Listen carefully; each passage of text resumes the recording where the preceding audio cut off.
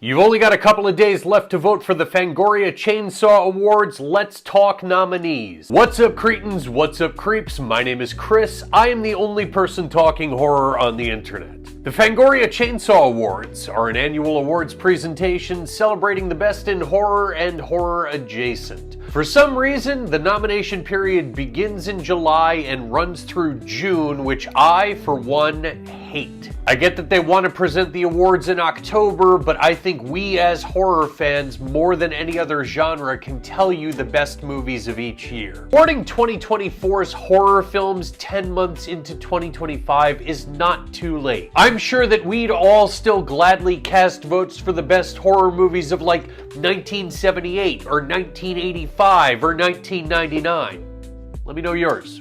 But I digress. I still appreciate that these are a thing, so let's talk the 2024 and a half nominees. Alright, so first up, for Best Supporting Performance, we've got Nicolas Cage in Longlegs, Miles Caton for Sinners, Ralph Fiennes for 28 Years Later, Hugh Grant for Heretic, David Johnson for Alien Romulus, Wunmi Mosaku for Sinners, Jack O'Connell for Sinners, Margaret Qualley for The Substance, Bill Skarsgård for Nosferatu, and Dan Stevens for Cuckoo. Alright, so first off, it's not going to be Dan Stevens. Sorry. It's also not going to be Jack O'Connell or Margaret Qualley because it's not their movies. Ralph Fiennes doesn't get sufficient screen time to justify giving it to him over somebody else. Miles Caton, Wunmi Mosaku, they both have brilliant performances, but as supporting performances, I don't think that the parts were written as strongly as the remaining four. And of those, there's drastic film-stealing performances from all four.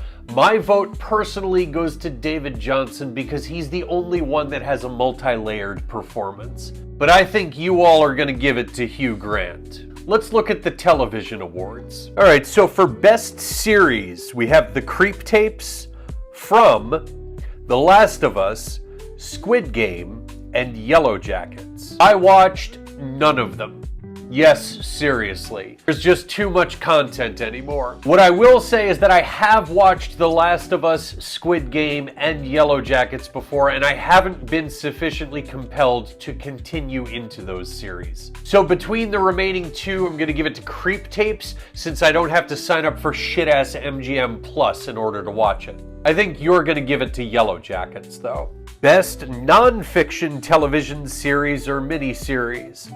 The Boulet Brothers' Dragula, Horror's Greatest, The Last Drive-In with Joe Bob, and Svengoolie. So Dragula and Svengoolie, I think both are too niche. Horror's Greatest is a very cool docu-series, but I think we all know that just like we do every year, we're all just going to give it to Joe Bob. He's earned it. And from here, let's pivot to the alternative horror categories. So for Best Documentary Feature, we've got Doc of Chucky, George A. Romero's Resident Evil, In Search of Darkness 1990 through 1994, The J Horror Virus, and Susanna, the Queen of Black Magic. I'm fine with any of them, but I personally gave it to George A. Romero's Resident Evil. I think that has more of a story than the other films do. But I think ultimately you all are going to give it to In Search of Darkness, because nostalgia is a hell of a drug. Best International Movie. Cuckoo, Dangerous Animals, Oddity, Red Rooms, and The Ugly Stepsister. Well, it ain't fucking Cuckoo, I can tell you that much. Dangerous Animals had good parts, not a great movie. Red Rooms is 100% the best film of the three from like an Academy Awards standpoint, but not from the Fangoria Chainsaw Awards standpoint. My vote goes to The Ugly Stepsister, but I have no problem with the fact that I think you're going to give it to Oddity. Let's look at the visual categories. For Best Creature Effects, we have Alien Romulus, Oddity, Smile 2, The Substance, and Werewolves. There is not a chance that it's werewolves. Oddity and Smile 2 solid, but nowhere near what they did in The Substance or Alien Romulus. My vote goes to The Substance, which I also think will win. Best Makeup Effects. Longlegs, Terrifier 3, 28 years later, The Substance, and Nosferatu. So it's not going to be 28 years later. There's nothing iconic or instantly recognizable about the makeup applications in that movie. Longlegs, largely relegated to one look. Terrifier 3 has great gore, but we've largely seen it. This is tough because the remaining two both have horror and glam applications. But where do creature effects end and makeup effects begin? I kind of want to give it to Nosferatu, but both I and you will give it to The Substance. Best costume design: Maxine, Nosferatu, Sinners, The Substance, and The Ugly Stepsister.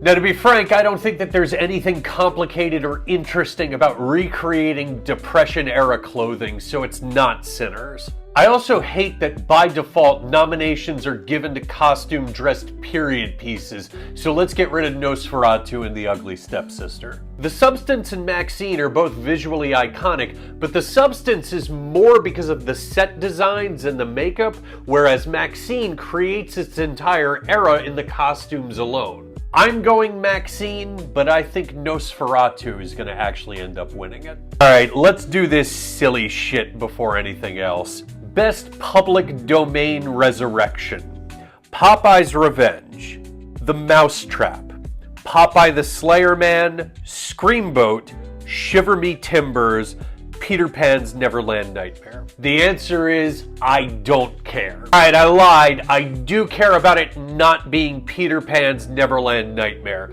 I spent $15 on that shit because it's not applicable for the AMC A-list. Fuck you. So my vote is not Peter Pan's Neverland Nightmare. I think it's gonna end up going to Screamboat because David Howard Thornton. Best Video Game: Death Stranding 2, Mouthwashing, Silent Hill 2 Remake, Slitterhead, and Sorry, We're Closed. I'm not qualified to honestly judge this because the only video games that I play are on Sega Genesis or within the Silent Hill series. So Silent Hill, that's the only one that I've ever even heard of. But I do know that that game did very well, so I think you're gonna give it to Silent Hill 2 as well. Let's check the technical categories. Best Score: Longlegs, Nosferatu, Sinners, The Substance, and 28 Years Later. 4 are very good. Ain't a chance in hell that anybody's giving anything music related to anything but Sinners. Sinners it is. Best Cinematography, we've got the same 5. Longlegs, Nosferatu, Sinners, The Substance,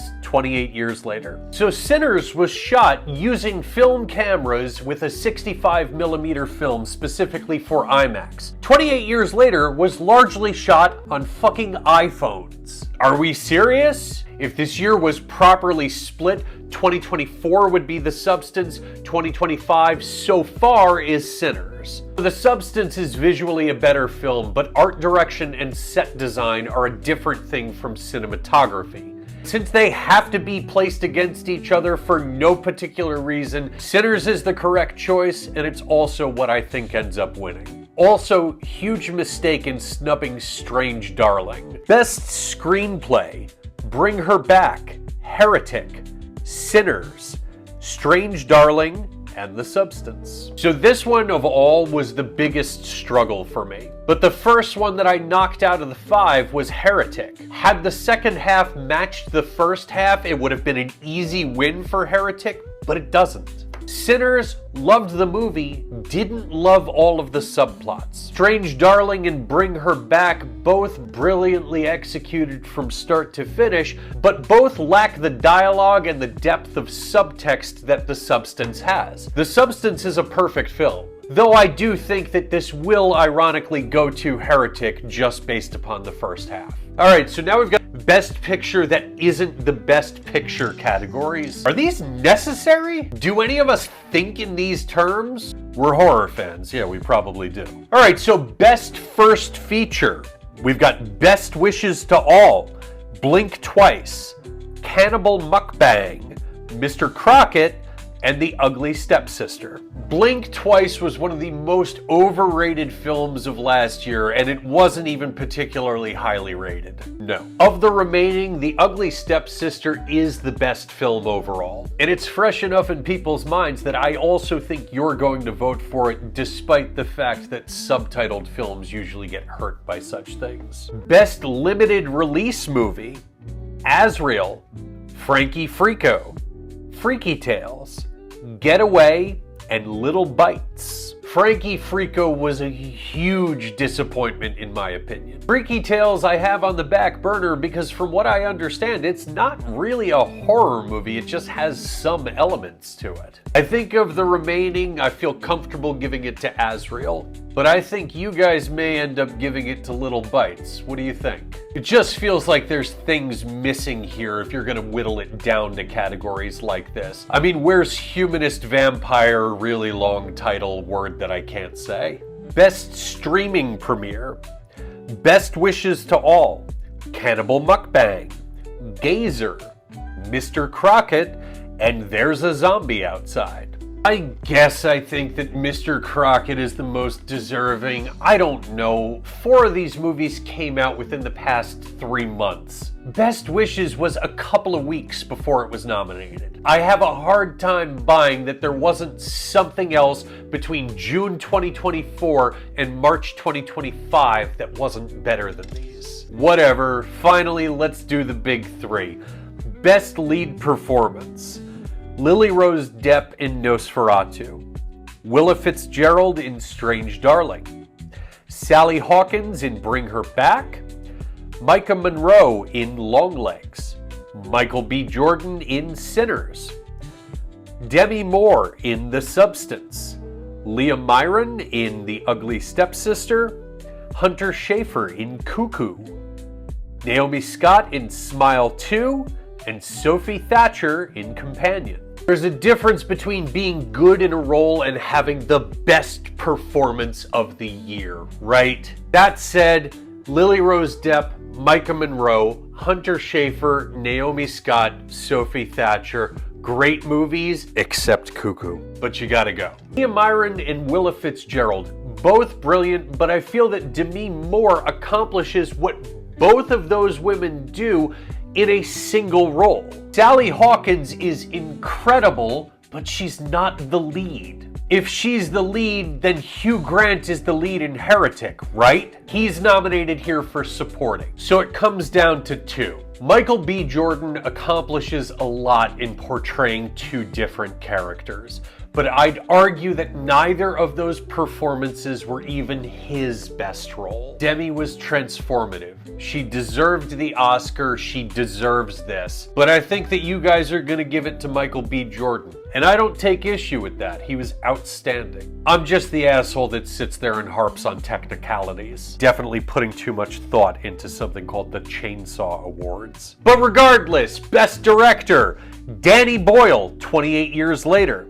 Ryan Coogler for Sinners, Robert Eggers for Nosferatu, Coralie for The Substance, and Osgood Perkins for Longlegs. 5 absolute powerhouses here, and the weakest of the bunch is the dude that has the Oscar. Controversial opinion, but the next that I'd have to remove is Sinners. If Coogler can fight to shoot on 65mm for IMAX and win the budget to do so, he should have fought for less CGI, more practical effects. That is his choice as a director, and it's one that I cannot get behind. Eggers and Perkins both delivered their strongest, most focused efforts, but neither came together like The Substance did.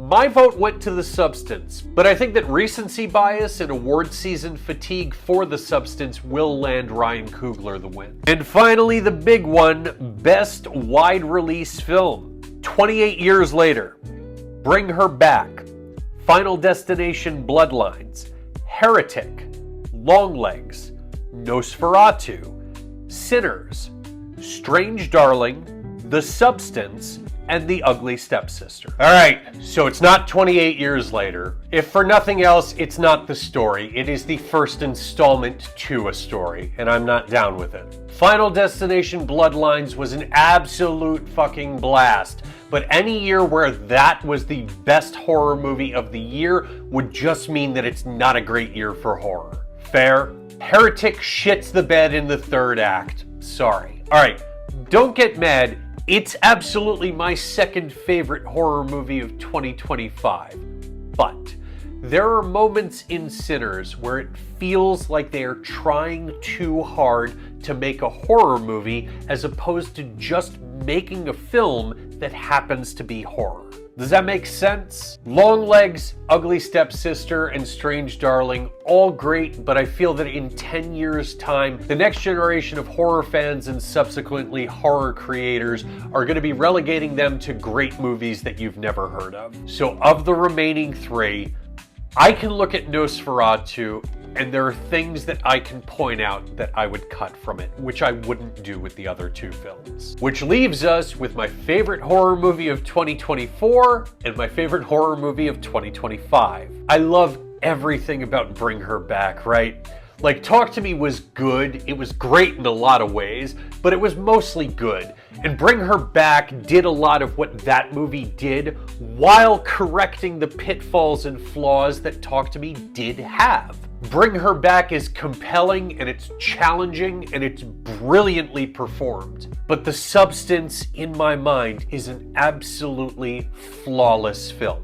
I do think Sinners is going to end up taking this one as well, and I'm not mad at it. It's a great flick, it's just not my personal choice. So head over to Fangoria.com right now, cast your votes, make sure that you're heard. That's going to do it for today, creeps. Do all these things. Let me know what you're going to be voting for right over here. And as always, this is all just a matter of opinion. See them all yourself. Make your own decisions. Remain critical. Support horror.